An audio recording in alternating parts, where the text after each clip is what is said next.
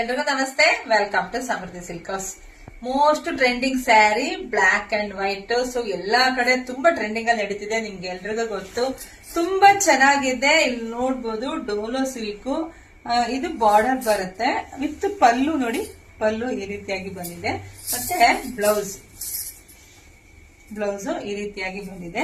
So ಇದರಲ್ಲಿ 2 ತರ varieties ಇದೆ. ನಿಮ್ಗೆ ನಾನು ತೋರಿಸ್ತೀನಿ. ನಿಮ್ಗೆ ಯಾರಿಗೆ ಯಾವ ತರ ಬೇಕೋ ನೋಡ್ಬಿಟ್ಟು ಬುಕಿಂಗ್ ಮಾಡ್ಕೊಳ್ಳಿ.